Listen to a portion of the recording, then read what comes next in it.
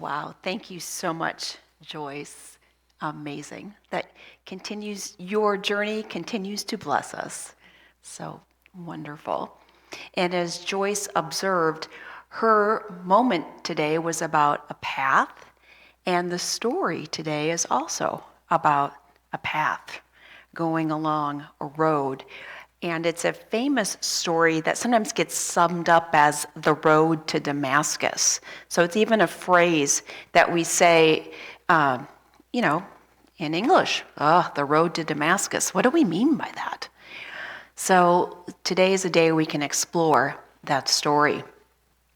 Now, typically, once we study a particular chapter of the Bible, we move on to the next chapter. So Sally explored Acts 9 last week with the story of Tabitha or Dorcas, and so we were ready to move on. But I couldn't resist the story at the beginning of Acts chapter 9, which is the story of Saul. And I just thought, it's too big of a story because of it's just so foundational in the Bible, and it's very famous. And I just felt drawn to it. Maybe there's something there for us to explore a little bit more. So thus, we're still in Acts chapter 9 with Saul. We've been reading through the Bible, the book of Acts, just like John Calvin. More on John Calvin later. I just had a big Synod School week of John Calvin. So he also just read and he preached through the Bible, through books of the Bible. So a few weeks ago in our study, we heard about Saul.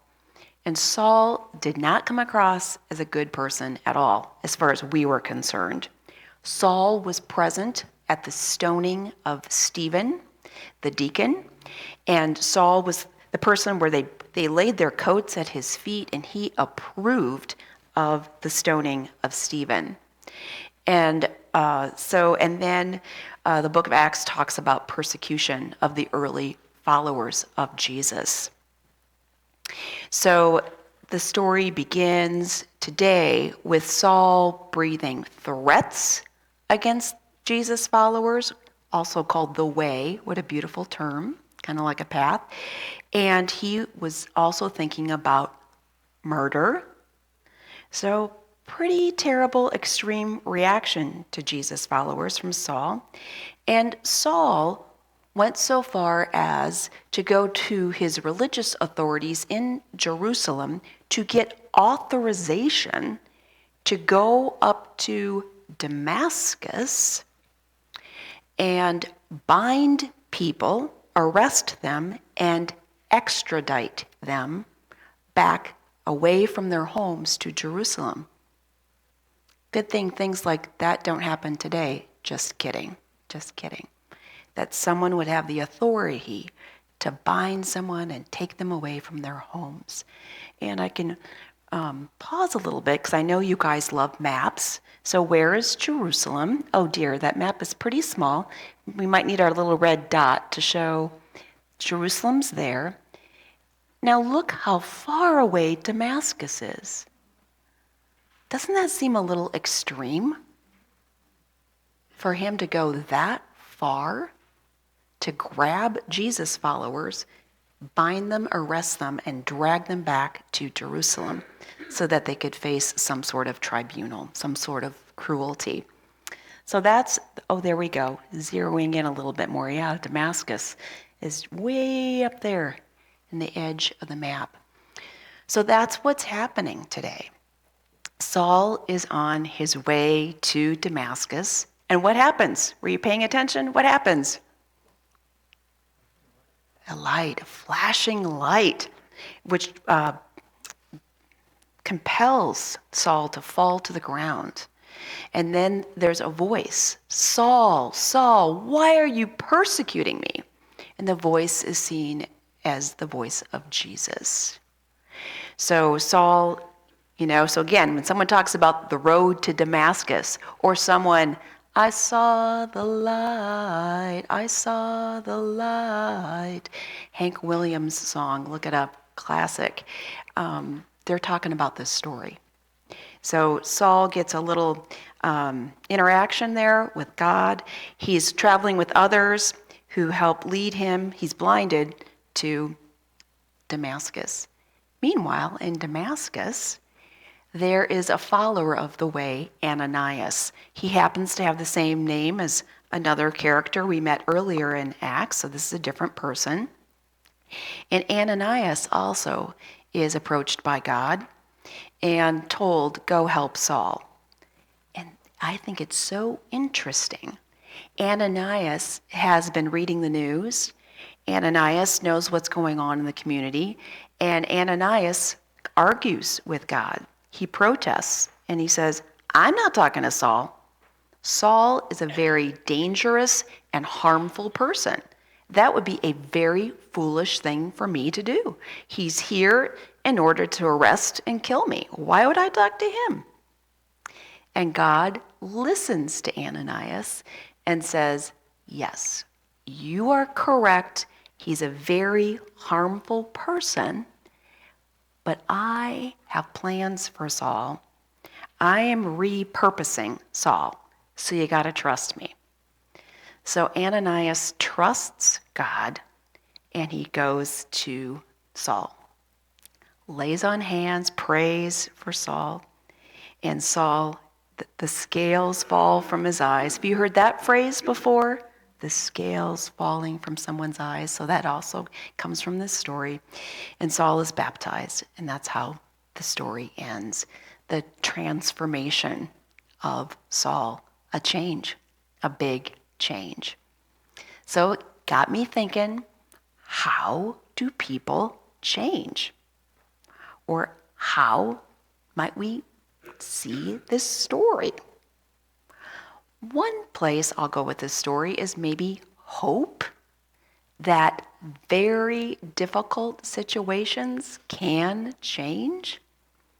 Sometimes we need to hear that. I mean, Saul sounds intractable and terrible, and yet it was still possible for Saul to change.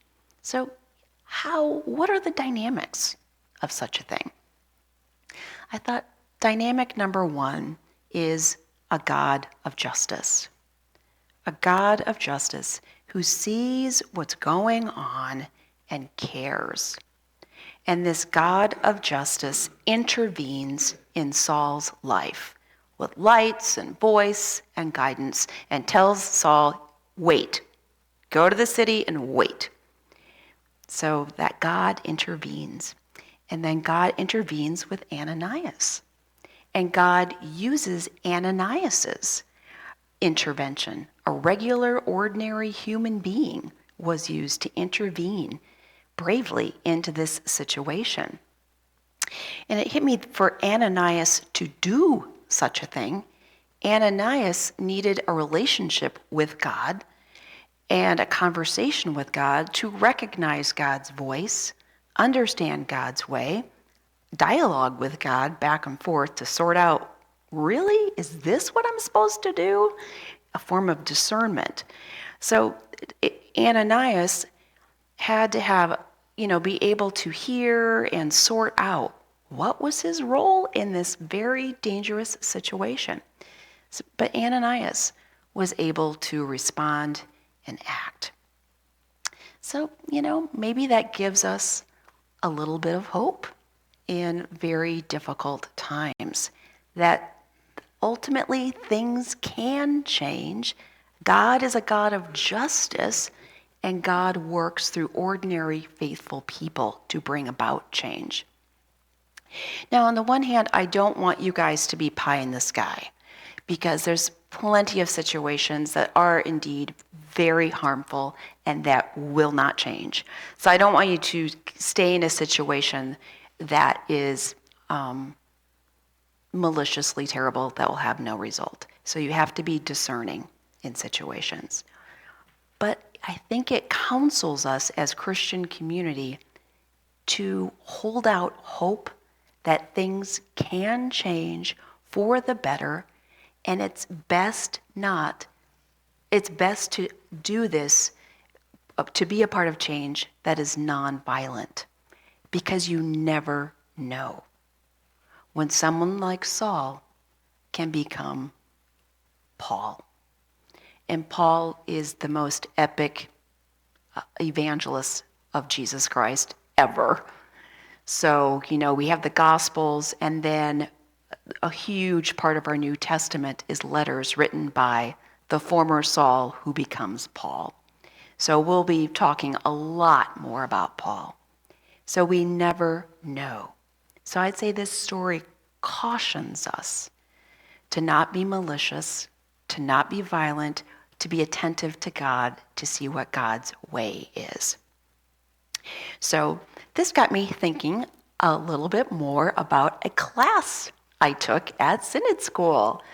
So one of the classes I took was on spirituality and mysticism. So I thought that's where I was going to go today, because I thought Saul was transformed by the Spirit, and he had this incredible experience of the Spirit in his life.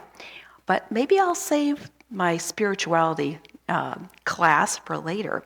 I am surprised to find myself drawn to insights I got from my Calvin class. So I'm warning you, I have good news and bad news.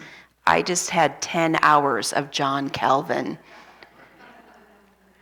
So John Calvin is seen as the foundation for Reformed theology and tradition, of which we are a part as Presbyterians.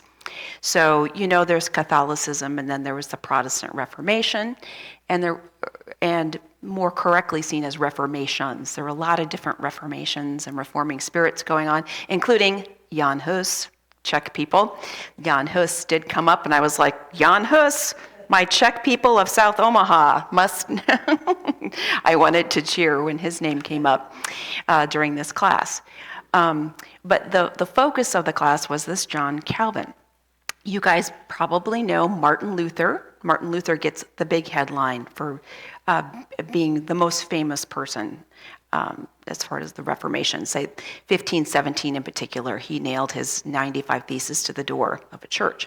And then it actually goes, Luther was the big name among names. Zwingli was a reformer. And then a few years later, Calvin came along. And Calvin's gift to the Reformation and Protestantism as we know it was that he was a thinker, and he took the ideas, the insight of Luther, that we are saved by grace and not works, that we are justified by faith, and that there's faith alone, grace alone, Scripture alone, Christ alone, these big slogans of the Reformation. Calvin took them and kind of structured them and talked about them and preached his way through them for years and years. So he was a wonderful thinker of reform. So in my Calvin class, I got to soak stuff in. Sidebar to this, my teacher was actually my former teacher from seminary. Her name is Dr. Elsie McKee. So I'm getting teary thinking about it. So it was this extraordinary opportunity for me. So anyway, she was our instructor, and she's in fine form. She is at full capacity. I call her, she is how Yulia, you can just throw music at Yulia and she's like going like this up and down the keyboard? This is Dr. McKee with Calvin. She's just masterful in explaining Calvin, Reformation, anything that came up. So I guess the next place I'll go with this story is at the end of class, she asked questions. And the question I asked was, what part of what we've just studied all week long, Calvin, theology, our tradition, what part of this do you think that speaks to us today in difficulty, in hard times? Are there pieces of Calvin that you think we've neglected, that we might reclaim, that we could be better stewards of? And she said two things about the theology of Calvin. She said, one, that we, as part of the Reformed tradition, are responsible citizens. We don't just say, oh, I'm saved, I'm comfortable, life's great. Reformed Christians are responsible citizens in the world. We care about the news. We care about what's going on in the world. That is what it means to be a Reformed Presbyterian Christian today. We care about what's going on, and we are responsible for the common good. The second thing she said about this tradition that could be applicable for our times is this obscure theological thing called Calvin's third use of the law. It means that we appropriate, our traditions vary into the Old Testament, we don't throw it out. We appropriate the law taught in the Old Testament into our lives today. And I couldn't believe it. Earlier in my studies, I thought, this is how we talk about the law at church today. There were so many moments I'm like, we talk about that at Discovery. It was just so great. But look what I have with me. I have the tablets of the law. So the law is a huge topic, but part of how we talk about the law is the Ten Commandments, right? So we often picture the Ten Commandments as two tablets with 10 commandments. There goes part of my. So for other Christian Protestants, they didn't want to focus on the Old Testament so much. They wanted to let go of the law. But Calvin said, no, we need the law. But he talked about how we appropriate the law, the 10 commandments. And he said the 10 commandments provide the structure or the scaffolding for